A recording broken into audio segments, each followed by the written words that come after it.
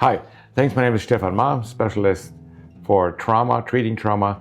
We're talking about war-related PTSD from American veterans. And my patient, Bill, he has been a infantry soldier in Iraq 2003-2004. And that was his deployment.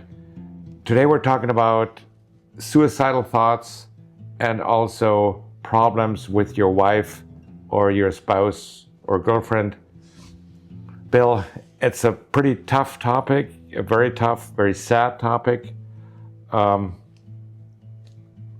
Tell me how you feel about that. Let's get into it. Please. Yeah. Suicidal thoughts. Yeah.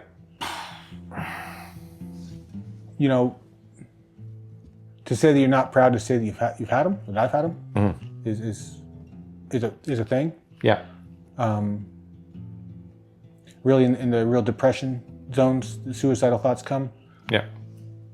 And for me, it's, the thoughts are there. Yeah. But it's not like, okay, I'm thinking ways to do it, I'm going to do it, or whatever else. It's just the thoughts of, I would rather, be better off dead, or, it would have been better if I would have died in Iraq, type of stuff. These are thoughts that you have or had?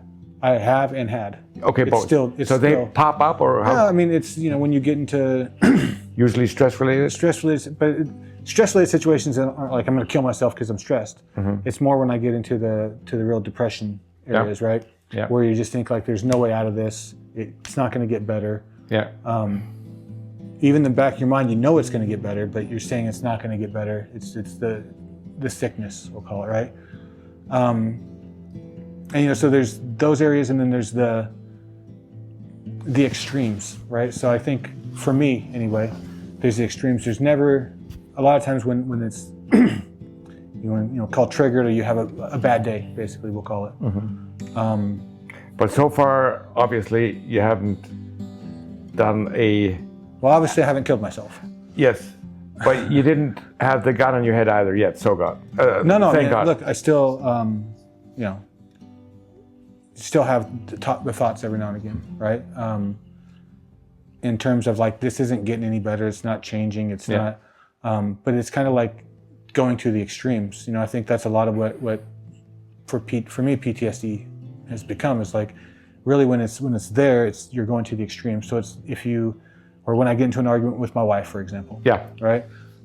In my mind, it could be just a normal argument, but in my mind, I'm like, the heck with all this. I don't need this stress in my life. I'm going to leave. Like, I don't need to be married. I was single before. I can do it all over again. Mm-hmm. I can start all. So the thought goes directly to the most extreme solution. Yeah. Right. Yeah. And then, the thing that I've learned a lot is, don't make a permanent decision for a temporary problem.